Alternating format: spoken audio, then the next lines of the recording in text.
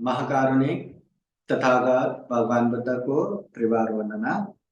महाकारुणिक तथागत बुद्ध द्वारा देशित सुआख्यात धम्मों को त्रिवार वंदना। महाकारुणिक तथागत बुद्ध के आर्य श्रावक संघ को त्रिवार वंदना। परम पूजनीय डॉक्टर बाबा साहब अम्बेडकर आज के विशेष धम्म देशना में प्रत्यक्ष अप्रत्यक्ष जुड़े हुए संपूर्ण श्रद्धा संपन्न बुद्धि संपन्न उपासक उपासिकाएं, सर्वप्रथम आप सभी के जीवन में बुद्ध का आशीर्वाद रहे, धम्म का आशीर्वाद रहे, संघ का आशीर्वाद रहे, ऐसी शुभकामना तथा आशीर्वाद देते हैं।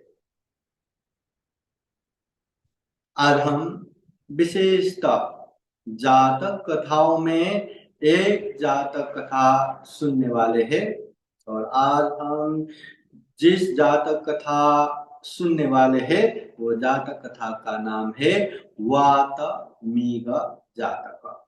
वात जो एकदम भागने वाला, शीघ्रातिशीघ्र दौड़ने वाला, मीग बोले तो मृग, हरिण, जो एकदम शीघ्रातिशीघ्र भागने वाला मृग जातक बोले तो पहले अतीत का जन्मों का कहानी हो गया।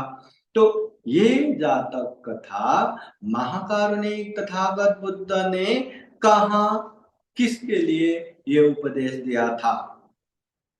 तो जब महाकारुणिक तथागत बुद्ध श्रावस्ती नगर के जेतवन बुद्ध विहार में रह रहे थे तभी एक चुल्ल पिंड पातिक नामक एक जो भिक्षु है, चुल्ल पिंड पातिक विश्व स्थापित, ये भिक्षु के कारण तथागत बुद्ध ये जातक कथा का उपदेश देते हैं। अब ये जातक कथा का एक है वर्तमान कथा, एक है अतीत कथा। वर्तमान कथा बोले तो महाकारुणिक तथागत बुद्ध के समय की घटना, वो कहानी, और अतीत कथा बोले तो वो जातक कहानी जो अतीत समय में ऐसा भी हुआ था, ये कहानी। तो वर्तमान कहानी ऐसा है कि महाकारुणिक तथागत बुद्ध धम्म प्रचार प्रसार के क्रम में इधर उधर जाते रहते। उस समय मगध के राजधानी जो राजगृह है, राजगृह नगर के नजदीक जो राजा बिंबिसार ने दान दिया हुआ वेलवन विहार में रह रहे थे। और वेलवन विहार में तथागत बुद्ध नित्य रूप से धर्म देशना देते थे। बहुत सारे उपासक उपासिकाएं धर्म देशना सुनने को आते थे और बुद्ध वाणी सुन के कितनों ने अपने जीवन को धन्य धन्य बनाया। और यही समय में ये जो राजगृह नगर है वहां बहुत सारे धनाढ्य लोग भी रहते हैं और गरीब से गरीब लोग भी रहते हैं। वहां एक महा ऐश्वर्य संपन्न एक सेठ रहता था, धन संपत्ति भरा भरा, बहुत ही पैसे वाले। और उसके एकमात्र पुत्र थे, ये अकेला एक लड़का, और उसको हर तरह के सुख सुविधा के साथ पालन पोषण किए जा रहा था। उसको अनेक तरह के सोने चांदी हीरे मोती से जड़े हुए कपड़े गहना, बहुत सारे सुख शैल के साथ उसका जीवन व्यतीत हो रहा था। एक समय ऐसा भी आ गया कि वो जो महाऐश्वर्यवान सेठ के पुत्र यहाँ वहां घूमते फिरते कहां कहां से वो वेलवन विहार में पहुंच गया। वेलवन बुद्ध विहार में तथागत बुद्ध का धर्म देशना हो रहा था, वो वहां पहुंच गया। अभी तथागत बुद्ध इतने आकर्षक 32 महापुरुष लक्षण से युक्त, 80 अनुव्यंजन से युक्त और उनके स्वर में ही विविध विशेषताएं रहते हैं। तो तथागत बुद्ध को देख के शायद ही कोई होगा जो तथागत बुद्ध के उपदेश ना सुने। वो भी बैठ गया, वो भी उपदेश सुनने लगा और उपदेश सुनते सुनते सुनते सुनते उसके मन में बहुत ही वैराग्य उत्पन्न हुआ। अरे जीवन का सत्य ये है और मैं पूरा सुख सुविधा मौज मजा में भूले जा रहा हूं। ये जीवन नहीं है। अभी मुझे दुखों से मुक्त होने वाले मार्ग में जाना पड़ेगा और उसके लिए मुझे तथागत बुद्ध के शरण में जाना है। मुझे भी प्रवचित होना है, मुझे भी भिक्षु होना है। ऐसा संकल्प आ गया और उसने ठान लिया कि अब मैं प्रवचित होऊंगा। तथागत बुद्ध के पास गया, भगवान मैं प्रवज्जा होना चाहता हूँ, मैं भिक्षु बनना चाहता हूँ, मुझे अनुमति दे, मुझे भिक्षु बनाए। उस समय तक बुद्ध शासन में, बुद्ध धर्म में एक नियम बन चुका था कि कोई भी व्यक्ति को, कोई भी कुल पुत्र को अगर भिक्षु बनना है तो उसके अभिभावक का अनुमति चाहिए, माता पिता या जो उसको रेख देख पालन पोषण करने वाले उसका तो अनुमति चाहिए।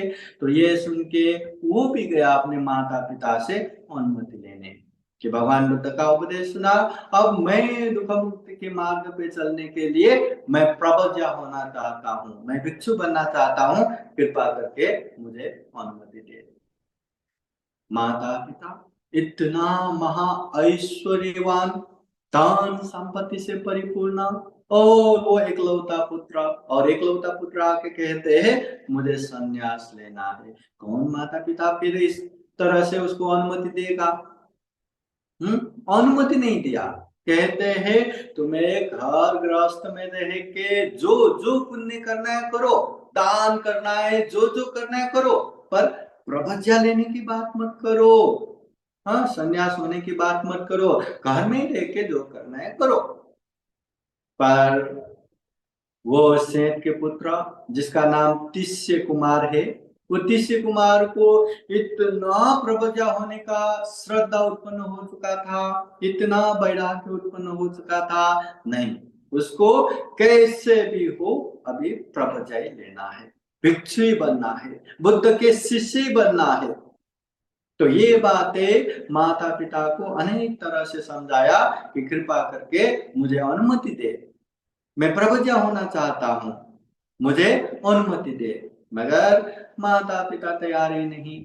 एक अकेला पुत्र जवान, और वो सन्यास बनने की बात कर रहे, इतनी धन संपत्ति के मालक, एकलौता, हाँ ये उत्तराधिकारी, कैसे सन्यास बनने देता? अनुमति नहीं दिया। माता पिता अनुमति नहीं देते और वो तिष्य कुमार माता पिता से प्रवज्जा होने की अनुमति मांग ही रहे। अभी समय ऐसा भी आ गया कि वो तिष्य कुमार ने खाना छोड़ दिया। बुद्ध काल में एक रथपाल स्थापित भी है, वो भी जब माता पिता ने अनुमति नहीं दिया तो वो भी भूखा अनशन में बैठे थे। जब तक अनुमति नहीं दिया वो पूरा निराहार बन के अनशन में बैठे थे। तो ये तिष्य कुमार भी वैसा ही करने लगा, बिल्कुल खाना छोड़ दिया। जब तक मुझे प्रवज्जा बनने का अनुमति नहीं मिलेगा तब तक मैं खाना ही नहीं खाऊंगा। भूखा प्यासा वो ऐसे ही बैठा रहा। एक दिन, 2 दिन, 3 दिन, हाँ उसका वो अनशन नहीं टूट रहा है। उसने न पानी पिया न खाना खाया, बस भूखा प्यासा बैठा रहा। माता पिता ने कितना समझाया, कितना उसको खाने पीने के लिए बोला, वो खाना को हाथ नहीं लगा रहे। 4 दिन, 5 दिन, 6 दिन, 7 दिन तक बीत गया। बाद में वो तिष्य कुमार के मित्र आके उसके माता पिता को समझाते हैं, देखिए आपके पुत्र प्रवज्जा बनेंगे, आपके पुत्र भिक्षु बनेंगे तो कम से कम जिंदा रहेगा, समय समय पे देखने को मिलेगा, मिलने को मिलेगा। मगर ऐसे हालत में 7 दिन हो चुका है, भूखा प्यासा मरेगा, वो मर ही जाएगा। तो क्या फायदा? वो प्रवज्जा बने ना बने क्या फर्क पड़ता है, मरने वाले हैं।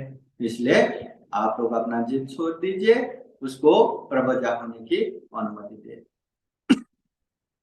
अभी अनुमति नहीं दिया तो मरेगा, 7 दिनों से खाया पिया कुछ नहीं, हाँ अब ऐसा ही रहा तो मरेगा। तो मरने से अच्छा है चलो प्रवज्ञा बन के रहा तो कभी तो देखने को मिलेगा, कभी तो मिलने को मिलेगा, और सबसे महत्वपूर्ण अपना बेटा जिंदा रहेगा। तो इस भरोसे चलो ठीक है करके उसके माता पिता ने अपने बेटे को प्रवज्ञा होने का अनुमति दिया। और माता पिता की अनुमति मिलने के बाद फिर वो भगवान बुद्ध के पास गया, अनुमति प्राप्त है इसलिए भगवान बुद्ध ने भी उसको प्रवज्ञा बना दिया, भिक्षु बना दिया। अभी प्रवज्ञा बनाने के बाद वो राजगृह के वेलुन विहार में क्रमशः रहते रहते आधा महीना जैसा हो गया, और उसके बाद भगवान बुद्ध राजगृह से श्रावस्ती की तरफ चले गए। और श्रावस्ती में जाते समय ये नवक भिक्षु को भी लेके गया, शिष्य कुमार को, और उसको श्रावस्ती में लेके गया। और श्रावस्ती के जैतून बुद्ध विहार में रहते हुए उसने भगवान बुद्ध के धम्म को खूब समझ के अब विनय पालन करने लगा, बहुत ही श्रद्धा से भिक्षु बने, भगवान बुद्ध के धम्म में अच्छे से पालन करने के लिए बने। इतना ऐश्वर्य महा ऐश्वर्य छोड़ के संन्यास धारण लिए, इसलिए वो खूब अच्छे से धर्मों को पालन करना चाहते थे, इसलिए उसने दुटांग शील पालन करने लगा, 13 प्रकार के दुटांग धारण करने लगा। एकदम पुराना एक जेवरी पहनना, भिक्षा से ही जीविका करना, मतलब ऐसे जो कड़ाई के साथ नियम पालन करते हैं वो दुटांग पालन करने लगा।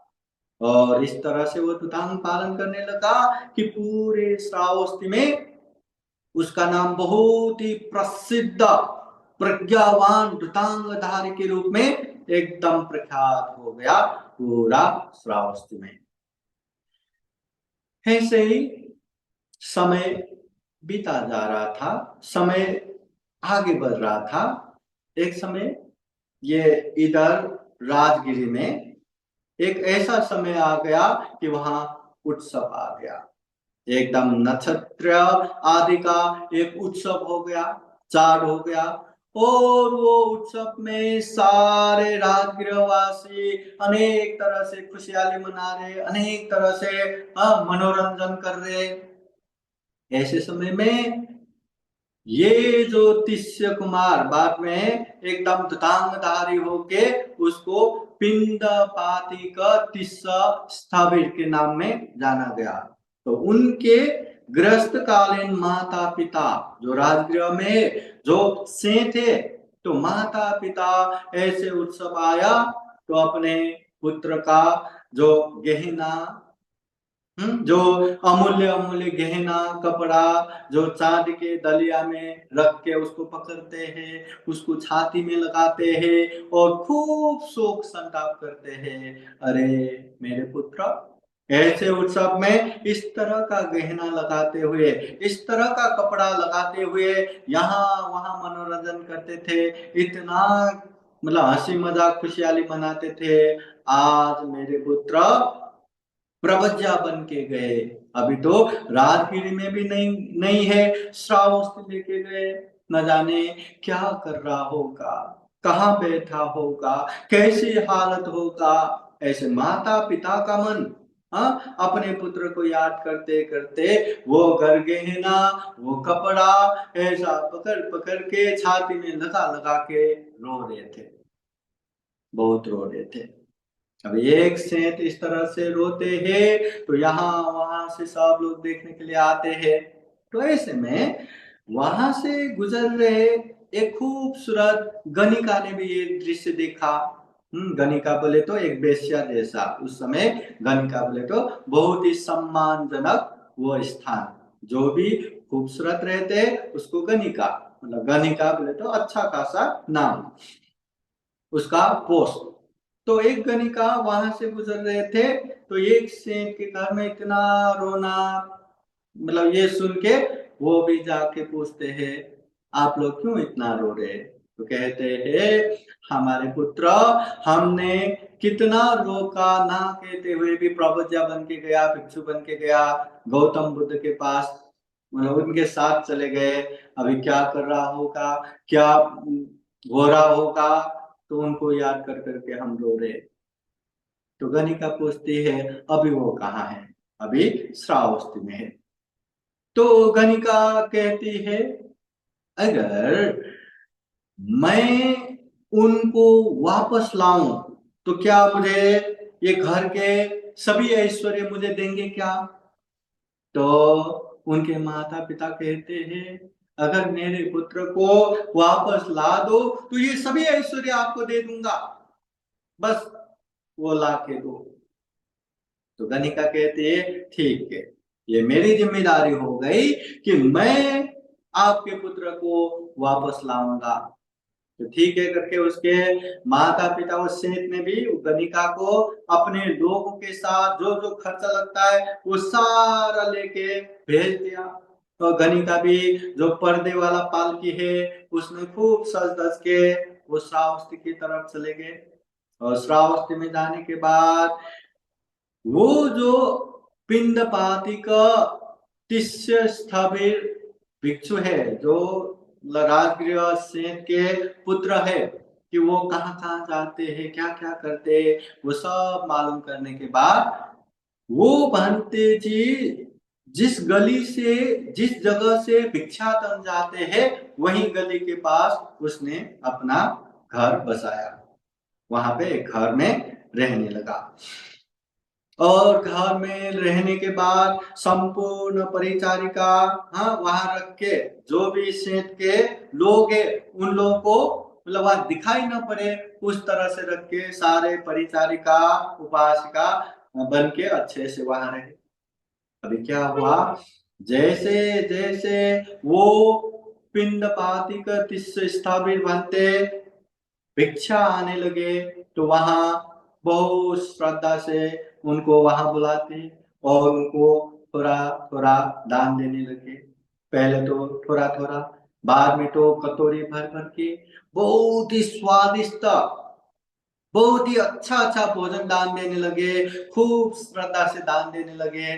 तो ऐसा देने लगे तो वो भंते जी भी अब इतना स्वादिष्ट स्वादिष्ट खाना मिल रहे और इतना हर दिन बुला रहे, एक बार नहीं दो बार नहीं, हर दिन वही बुला रहे और श्रद्धा भर भर के है। तो दूर से देखते ही भंते जी आइए आइए करके इतना सम्मान के साथ वो दान देना। तो ऐसा कर करके समय ऐसे आ गया कि वो भंते जी वहां का स्वादिष्ट स्वादिष्ट खाना खा खा के अभी रस में भूलने लगा, रस तृष्णा में भूलने लगा, उनको स्वाद आने लगा। तो भंते जी अक्सर अभी भिक्षाटन के लिए वही गली में जाने लगा और वहां खूब सारे परिचारिका उपासिका मिलके खूब श्रद्धा पूर्वक दान देते थे। वो गणिका भी खूब अच्छे से दान देते थे। अभी कुछ समय बीतने के बाद एक दिन ये गणिका बीमार जैसा पड़ के वो अंदर ही लेटा रहा और सबको बोल के रखा भंते जी आए तो अंदर ही लेके आना। तो उस समय भी भंते जी वहां से भिक्षा आ गए, भिक्षाटन के लिए आए। तो खूब श्रद्धा पूर्वक उनको अनेक तरह से रेस्पेक्ट करके लाए और वो पात्र लेके भंते जी आप आइए। तो भंते जी देखते हैं अरे वो उपासिका नहीं देखती, उपासिका नहीं दिखाई दे रहे। तो वो लोग कहते हैं उपासिका बीमार पड़ी है, वो आपकी दर्शन करना चाहती है, आप अंदर ही आइए। तो पात्र लेके अंदर गए। वैसे दुतांग धारण करने वाले कोई भी भिक्षु इतने नियम कड़ाई के साथ पालन करते हैं कि वो के कभी भी अंदर नहीं जाते, बाहर से भिक्षाटन लेके जो प्राप्त हुआ वही लेके जाते हैं। मगर अपने दुतांग व्रत को छोड़ के भी उपासिका बीमार है तो देखना चाहिए इतना श्रद्धावान है करके वो अंदर गया। अभी वो अंदर गया और वहां जो पहले से ही तैयार होके बैठे वो गणिका और गणिका ने वो भांति जी को अनेक प्रलोभन दिखा के अपनी वास्तविकता का परिचय देते हैं। वास्तव में हम राजगिरी से आए हैं, आपके माता पिता ने हमें भेजा है, आपको लेके जाने के लिए आए हैं करके अनेक तरह से उसको प्रलोभन दिखाया, मोह दिखाया, अपने जाल में फंसा लिया, रस तृष्णा में बांध दिया और वो भंते जी का चीवर निकाल के उसको ग्रस्त बनाया, अपने माया जाल में फंसाया। फिर सारे लोग मिलके बहुत बड़े जो सवारी में गाड़ी में बिठा के वो भंते जी को श्रावस्ती से राजगृह तक लेके गए। इतना दुतांग पालन करने वाला वो पिंडपाती का स्थापित भिक्षु, हाँ, खाने में तृष्णा उत्पन्न हो गया, मतलब रस में तृष्णा उत्पन्न हो गया। फिर वो गणिका के मोह जाल में फंस के चीवर भी निकाला, ग्रस्त बन गया और उसके पीछे पीछे गाड़ी में बैठ के राजगिरी अपने घर को भी वापस गया। इतना प्रसिद्ध, इतना प्रख्यात नाम वाला वो पिंडपातिक भिक्षु आज गणिका के पीछे पीछे अपने घर राजगृह चले गए। ये बातें चर्चा परिचर्चा का विषय बन गया और धम्म सभा में भिक्षुगण भी यही बातें कर रहे थे कि देखो इतना अच्छा तुतांग पालन करने वाले, इतनी श्रद्धा से 7 दिन भूखा प्यासा रह के जो भिक्षु बन गया, आज रस तृष्णा में बन के माया मोह में फंस के वो भी अपने घर वापस गया। तो ऐसे बातें चल रहा था। तो वहां पर तथागत बुद्ध आते हैं। तथागत बुद्ध आके अपने जगह में बैठते हैं। तो भगवान बुद्ध पूछते हैं भिक्षुओं क्या बातें कर रहे हैं। तो भिक्षुगण कहते हैं कि हम पिंडपाती का तृष्णा के विषय में बातें कर रहे हैं, कैसे रस तृष्णा में बन के ये प्रवज्ञा भी छोड़ के ग्रस्त हो गए। तो तथागत बुद्ध कहते हैं भिक्षुओं ऐसा ही है, ये रस तृष्णा बहुत भयंकर है और ये भिक्षु अभी नहीं, अभी तो ऐसा छोड़ के गया, पहले भी रस तृष्णा में ऐसे ही फंसा था करके तथागत बुद्ध कहते हैं।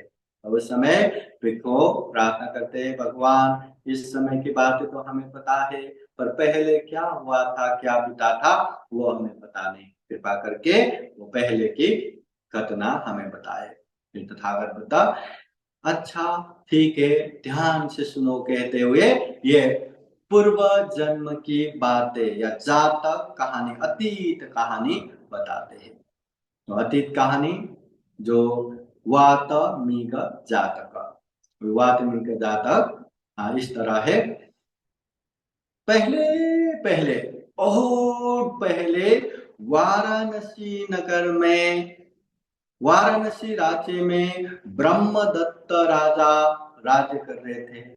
उस समय ब्रह्मदत्त राजा के एक उद्यानपाल, एक माली थे, उसका नाम संजय था। और वो संजय माली का काम यही था कि राजा के बगीचा को खूब अच्छे से संभालना, खूब अच्छे से देखना, वहां अनेक तरह के फल फूल अनेक वृक्ष है उनको संभालना, यही काम था। और संजय माली भी खूब अच्छे से बगीचा का संरक्षण करते थे, बगीचा का पालन करते थे, उसको बहुत संभालते थे। अभी समय ऐसे भी आ गया कि वो बगीचा, अभी राजा का बगीचा बोले तो छोटा मोटा थोड़ी ना है, इतना बड़ा बगीचा, इतना खूबसूरत बगीचा, इतना हरियाली, हाँ, और इतने पेड़ पौधे फल फूल से परिपूर्ण। तो ऐसे बगीचे में कहां कहां से एक मृग जो एकदम भागने वाला, शीघ्र दौड़ने वाला एक वातमीग जंगल से वहां आते और वहां अनेक तरह से घास है, अनेक तरह से तृण है, खाने की चीज बहुत सारा है और राजा का बगीचा है तो सुरक्षित भी है। तो वो वहां आके चढ़ने लगे। अभी कभी ये संजय माली देखते हैं तो उसको भगा देता है, भाग जाता है बहुत जल्दी, और फिर से वहीं आके चढ़ने लगते हैं। तो इस तरह से वो वाटमीगा, मतलब शीघ्र दौड़ने वाला वो मृग जंगल से वो बगीचे में अभी निरंतर आने लगे, प्रतिदिन आने लगे, और उसको वही अच्छा लगता तो वहीं चढ़ने लगे। तो इस तरह से दिन चल रहा था।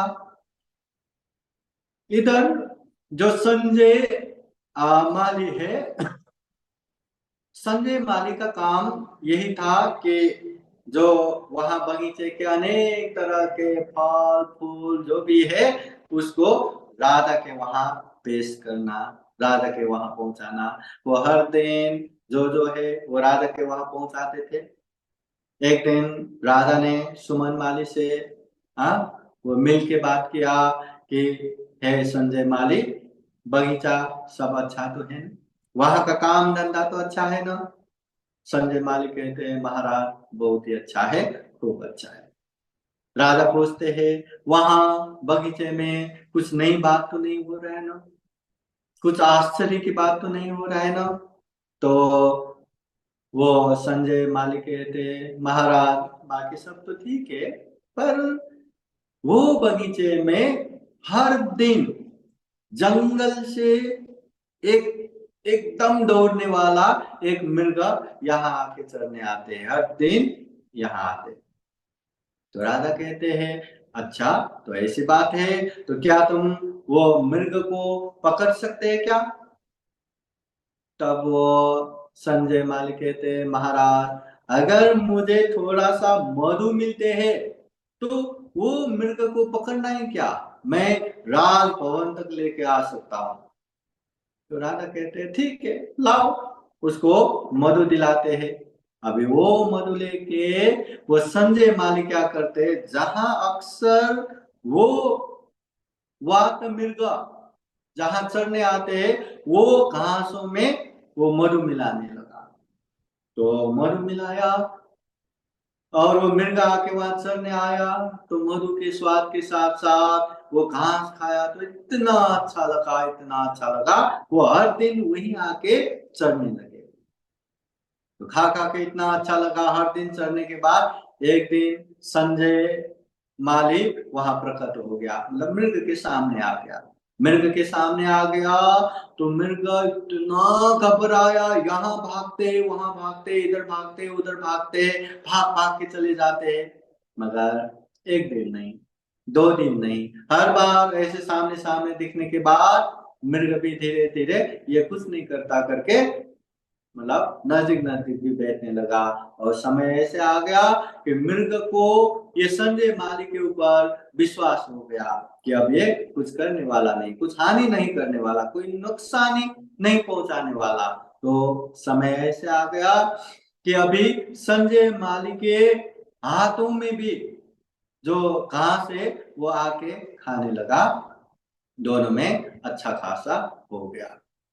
जब संजय माली को अब ये विश्वास हो गया कि ये मृग मेरे ऊपर पूरा विश्वस्त हो गया, तो उसने राजा के वहां मतलब निवेदन किया कि महाराज मैं अभी ये शीघ्र दौड़ने वाला जो मृग है वाटमीगा, मैं उसको दरबार लेके आ रहा हूँ, पूरा तैयारी कीजिए। वहां पूरा तैयारी किया और इधर हाँ, एकदम घास ऐसा अपने हाथों में दबोच के हाँ ऊपर एकदम मधु से भरा हुआ तृण लेके वो मृग को खिला खिलाते पीछे पीछे पीछे पीछे लेके गया। वो मृग भी अभी विश्वास है, वो मधु से भरा हुआ, अच्छा रस से भरा हुआ वो घास खाते खाते पीछे पीछे चले गए, पीछे पीछे चले गए, खाते खाते पीछे पीछे चलते चलते वो लोग राजभवन में पहुंच गए। जैसे ही राजभवन में पहुंच गए वहां दरवाजा बंद कर दिया। खटकन दरवाजा बंद होते ही वो मृग ने देखा, अरे वो जंगल छोड़ के, बगीचा छोड़ के वो तो राजभवन में पहुंच गया, जहां घरे घरे चारों ओर लोग ही लोग है। वो इतना डरने लगा, इतना कांपने लगा, उसको लगा कि मेरा मृत्यु अब निश्चित है। वो मृत्यु से भयभीत होके कभी इधर भागते, कभी उधर भागते, भागते रहते हैं। ऐसे समय में हाँ, ये राजप्रसाद से राजा वहां आते हैं, और आने के बाद वो देखते हैं मृग बहुत ही भयभीत है, मृग बहुत ही डरा हुआ है। और ये देखते हुए वो राजा कहते हैं आश्चर्य है, ये रस ये रस का तृष्णा कितना आश्चर्य है। ऐसे मतलब घनघोर जंगल में रहने वाले ये मृग, जो जहां इंसान देखे तो वहां 7 दिन तक वहां नहीं जाते, और जहां उसको किसी तरह का डरा दिया हो तो ऐसे जगह पे तो जन्म भर नहीं जाते। ऐसे वात मृग भी आज रस के मारे दरबार तक आ गया। तो ऐसा कहते हुए तो वो राजा, वाराणसी राजा एक गाथा द्वारा कहते हैं, और वो गाथा ये वाल्मीकि जातक मूल पाली में इस तरह आते हैं कि तेरा से ही पापियो आवा से ही वसंत वे ही वातमी गंगहननि सीतं वसमाने शिरसे ही संजयोति।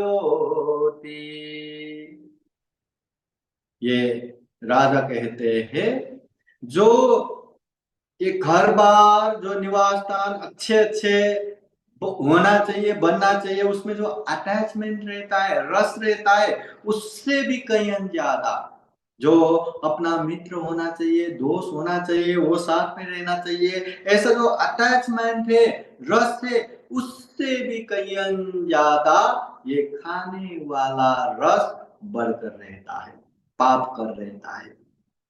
ये रस में फंस के लोग बहुत सारा गलत भी करते हैं और कुशल भी करते हैं, क्योंकि सभी प्राणी खाने पे ही निर्भर है, सभी प्राणी हर दिन खाते हैं, हर दिन पीते हैं, इसलिए ये रस भयंकर है।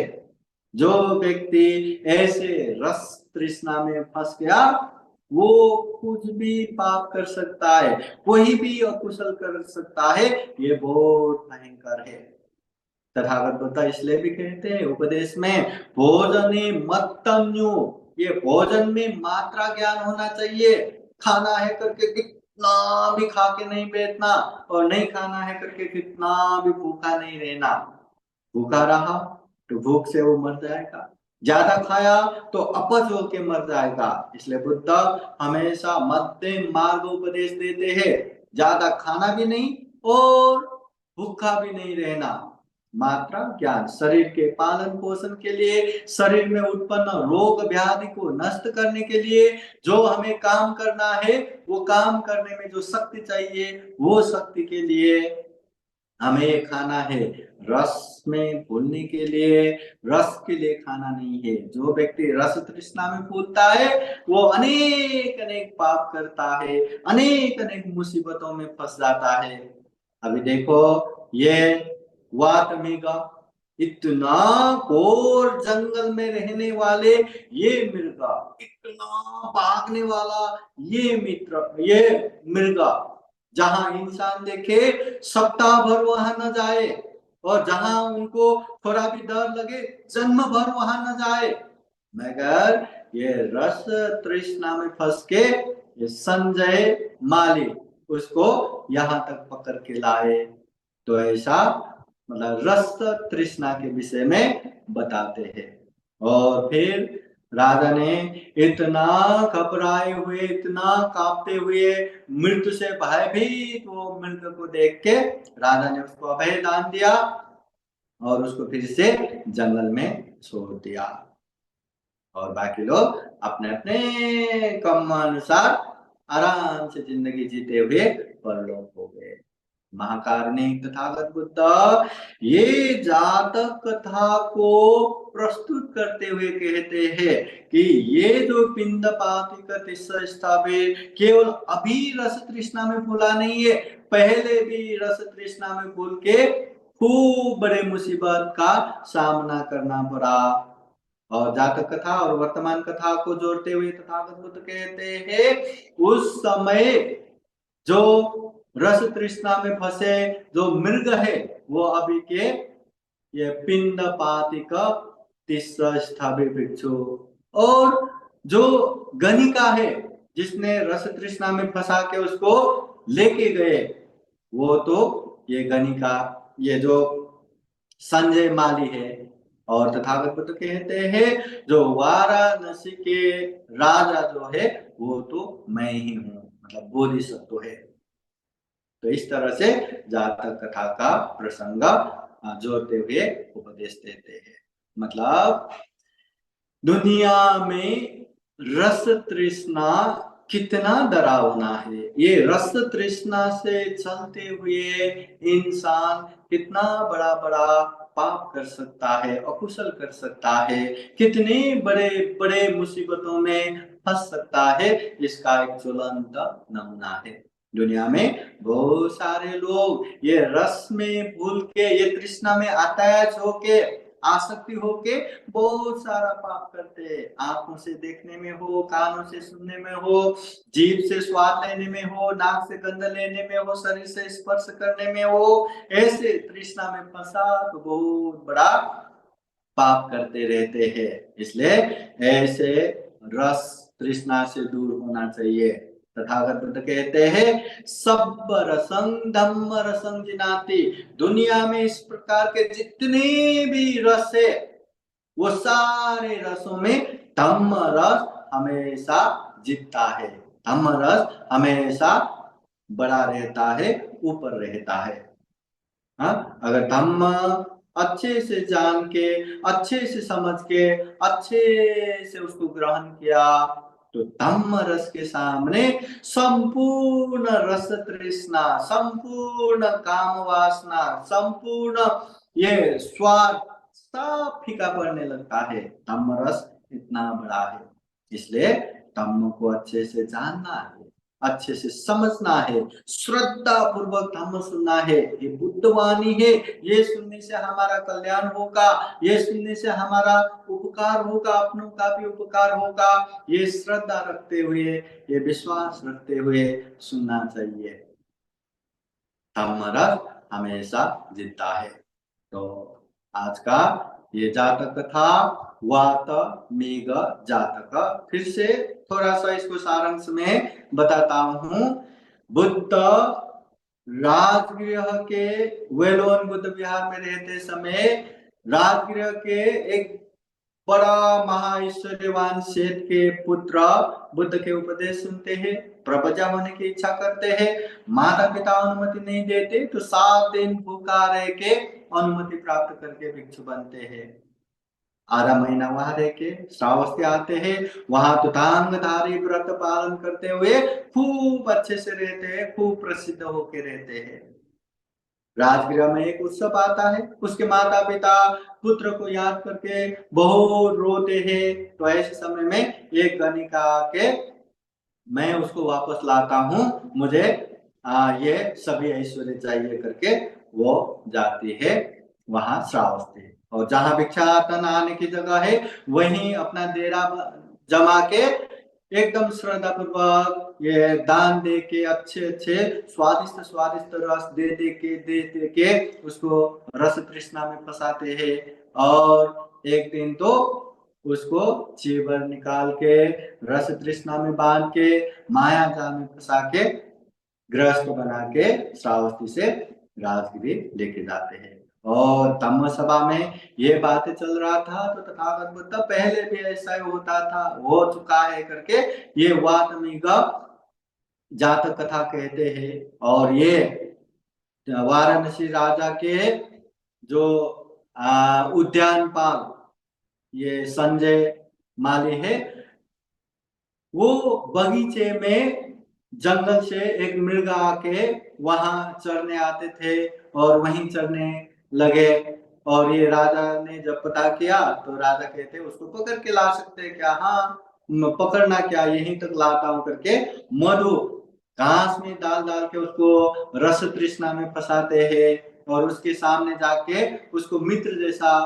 व्यवहार करते हैं, विश्वासी बनते हैं। और एक दिन उसको ये रस से भरा हुआ, मधु से भरा हुआ घास खिलाते खिलाते राज दरबार तक पहुंचाते हैं। राज दरबार पहुंचने के बाद फिर वो मिर्ग को पता चला तो वो इतना भयभीत होकर यहाँ वहां भागते हैं। और राजा आके कि रस के चलते, रस तृष्णा के चलते घोर जंगल में रहने वाला मिर्ग भी ये दरबार तक पहुंचे करके रस तृष्णा कितना बढ़कर पाप पर है, ऐसा ये उपदेश देते। बाद में वो मृग को भी जंगल में ही छोड़ देते हैं।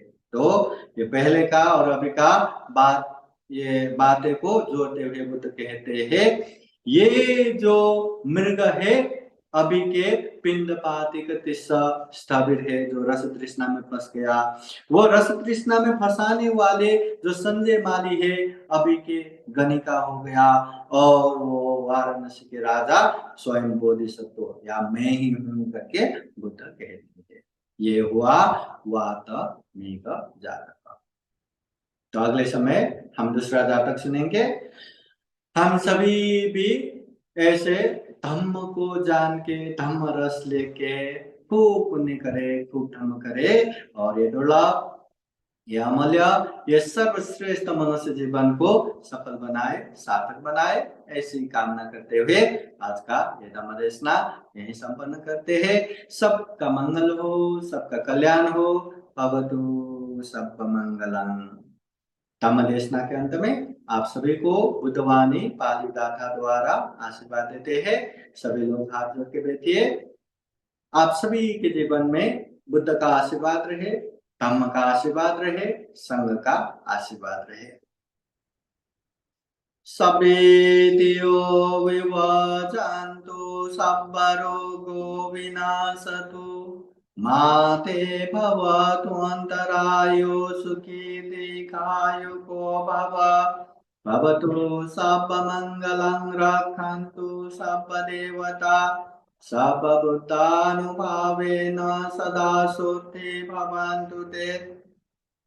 भवतु सर्वमङ्गलं रक्षन्तु सर्वदेवता सर्वधर्मानुभावेन सदा सुखी भवन्तु ते। भवतु सर्वमङ्गलं रक्षन्तु सर्वदेवता सर्वसङ्गानुभावेन सदा सुखी भवन्तु ते। ये चितं पाचितं दुह्यं क्षिप्रमेव समीचतु सबे पुरयन्तु चेतसङ्कप्पादन्तु पन्नरसो यथा आयुरारोग्य सम्पत्ति सग्ग सम्पत्तिमेव च अतो निब्बान सम्पत्ति इमिनाते समीचतु।